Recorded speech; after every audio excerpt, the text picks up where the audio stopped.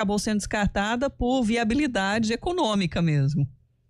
Exatamente, Sandra, foi uma questão econômica que fez a prefeitura, então, da cidade fazer essa mudança atualmente a partir do ano que vem aqui no Palácio da Justiça.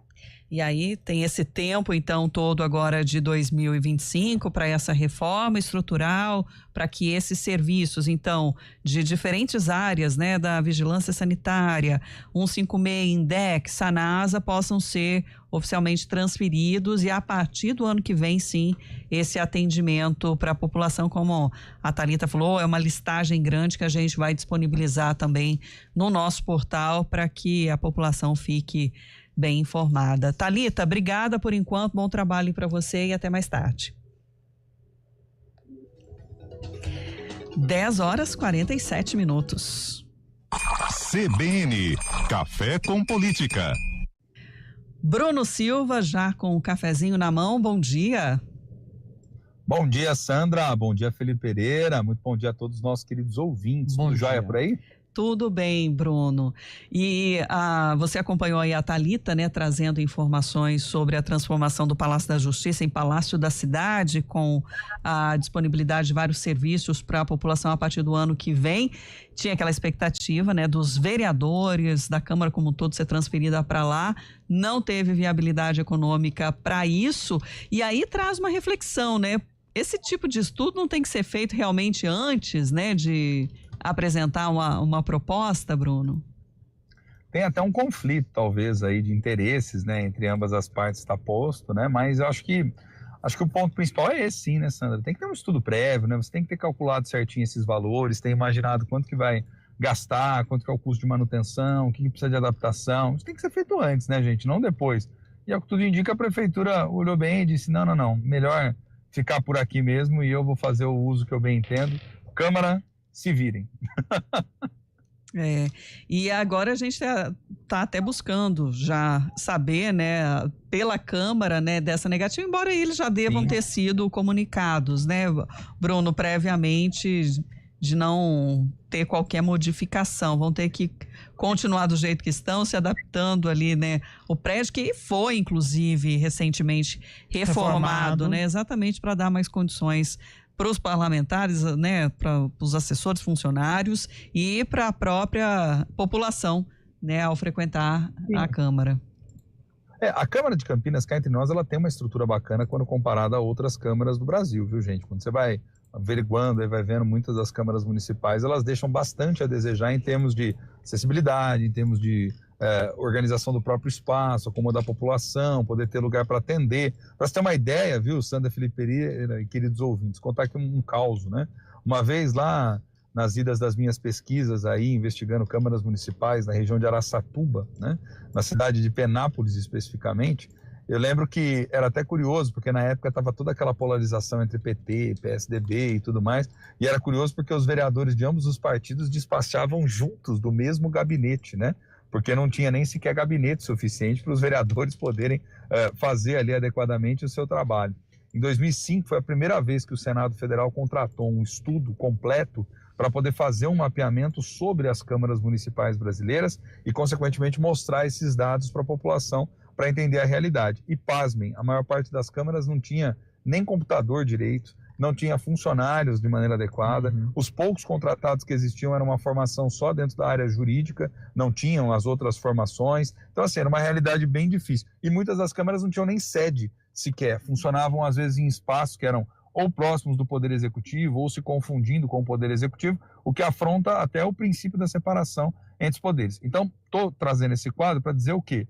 Campinas, que é uma cidade que tem muito dinheiro, que tem muita possibilidade de crescimento, tem um legislativo que é compatível com funcionários, com estrutura. Qual que é o argumento de muitas das lideranças, né? É talvez fazer o deslocamento para uma região mais central, a fim de você poder atrair mais pessoas para poder ter ali a Câmara de algum modo mais próxima. Só que cá entre nós, em tempos digitais como esse que a gente vem vivendo cada vez mais, né, gente, a Câmara consegue utilizar de outras estratégias para poder estar mais próxima das pessoas. A transmissão das sessões é uma delas, as próprias redes sociais do Legislativo alimentando ali os debates, as discussões, a possibilidade de participação via digital, tudo isso é pensado para que justamente o quê? A gente acabe tendo menos a percepção do espaço em si e mais a proximidade, ainda que virtual, né, gente?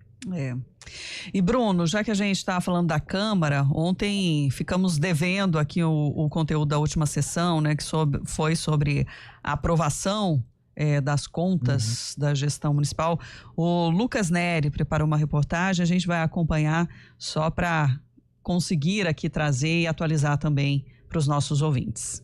A Câmara Municipal de Campinas aprovou as contas da Prefeitura referentes aos anos 2020 e 2021, períodos administrados pelo ex-prefeito Jonas Donizete, do PSB, e pelo atual prefeito Dário Saad, do Republicanos. Dos 31 vereadores presentes, 25 votaram a favor e 6 foram contrários. A aprovação seguiu os pareceres do Tribunal de Contas do Estado de São Paulo, o TCE, que já havia avaliado positivamente a execução orçamentária de ambos os exercícios, embora tenha feito ressalvas em pontos específicos de cada gestão. As contas de 2020, último ano do governo Jonas Donizete, receberam parecer favorável do TCE. O tribunal reconheceu que a prefeitura cumpriu os índices constitucionais obrigatórios em áreas como educação e saúde, além de apresentar um superávit orçamentário de 12,85%. No entanto, o órgão apontou a necessidade de correções em aspectos como alterações orçamentárias, gestão de pessoal e movimentação de recursos e royalties. O relatório da Câmara, assinado pelos presidentes das comissões de Finança e Orçamento e de Constituição e Legalidade, na maioria, seguiu as recomendações do TCE e destacou a importância da implementação das melhorias sugeridas. Já as contas de 2021, primeiro ano da gestão Dário Saad, também foram aprovadas pelo TCE, que destacou um superávit orçamentário de 6,25% do total arrecadado, garantindo o equilíbrio fiscal e disponibilidade de recursos para investimentos futuros. Entre as ressalvas feitas pelo tribunal, no entanto, está a aplicação de 22,73% da receita em manutenção e desenvolvimento do ensino, abaixo do mínimo constitucional de 25%. A Prefeitura justificou esse índice com base em uma emenda constitucional, que permitiu ajustes no uso dos recursos educacionais durante o período da pandemia. O vereador Wagner Romão, do Partido dos Trabalhadores, que integra a oposição e votou contra a aprovação das contas, questionou a gestão de recursos em 2021. As ressalvas têm que ser apontadas aqui por nós que somos da oposição, sobretudo por nós que somos da oposição. Já foi falado aqui, mas eu quero repetir. Superávit orçamentário de 6,25% do total arrecadado, de 366 milhões de reais, não deve ser motivo de orgulho para a Prefeitura. É preciso que todo esse recurso seja investido na população.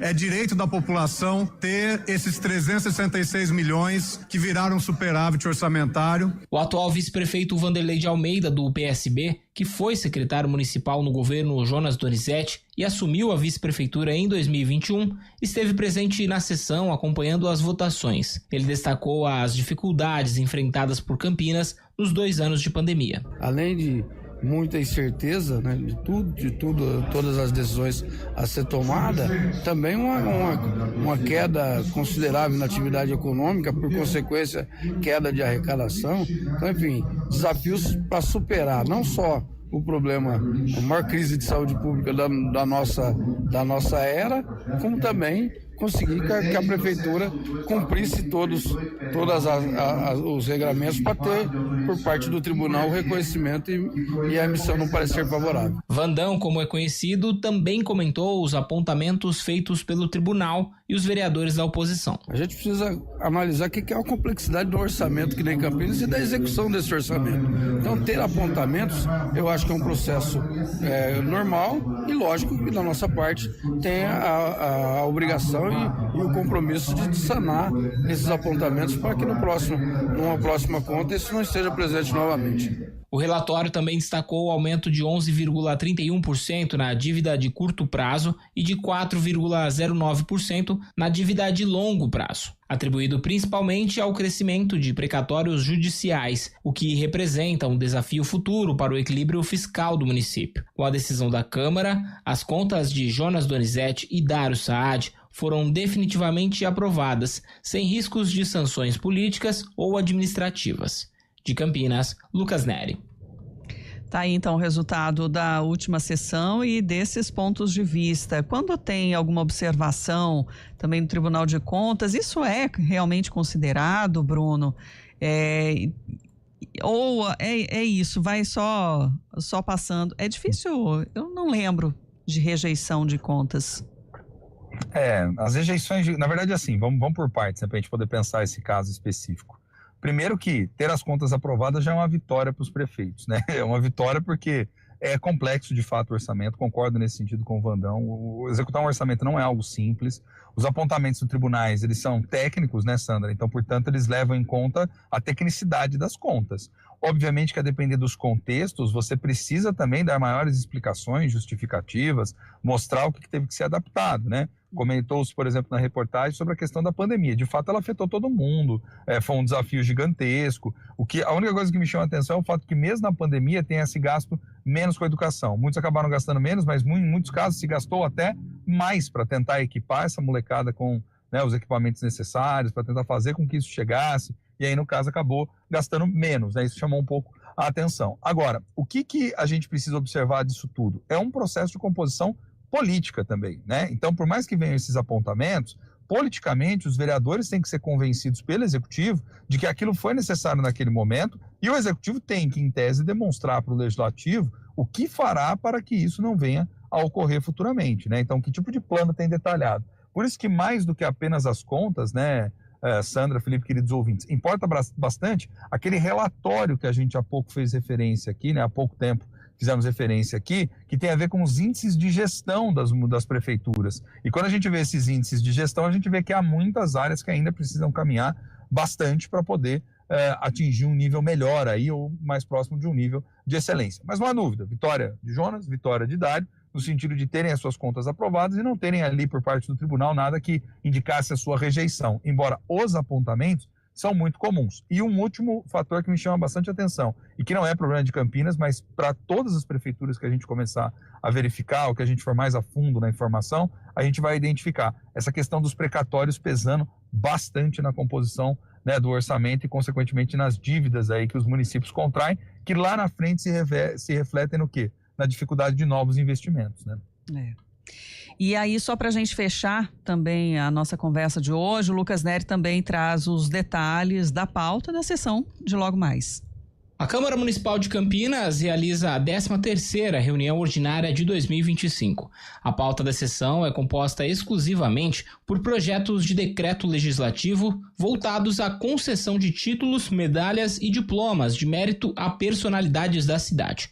Nenhum projeto de lei relacionado a políticas públicas está previsto para votação nessa reunião. A sessão acontece no plenário da Casa a partir das 18 horas.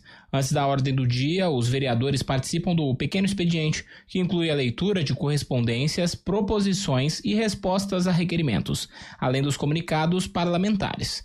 Todos os projetos foram incluídos na pauta em regime de urgência e serão analisados em turno único. No portal CBN Campinas, a lista completa dos homenageados que poderão receber as honrarias caso as propostas sejam aprovadas.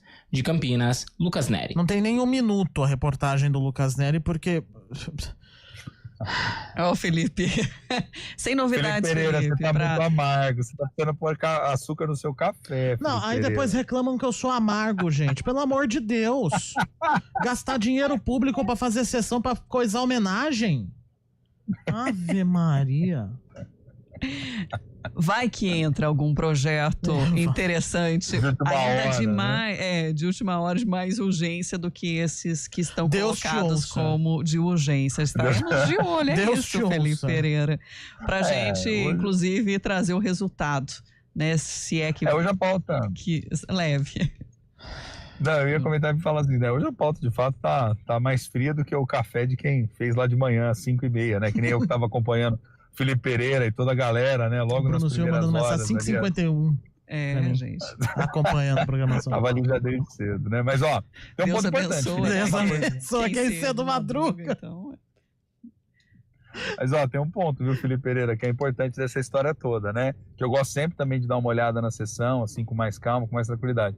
Eu gosto de ver os requerimentos, cara. Eu gosto de ver o que está sendo respondido e o que os vereadores estão fazendo com esses requerimentos, né? Às vezes é o que eu digo, o grande expediente, ele é menos importante muitas das vezes do que acontece no pequeno, que é como os vereadores estão lidando ali com os problemas. A questão é que muitos não estão lidando como em tese a gente gostaria que eles teriam que lidar, né?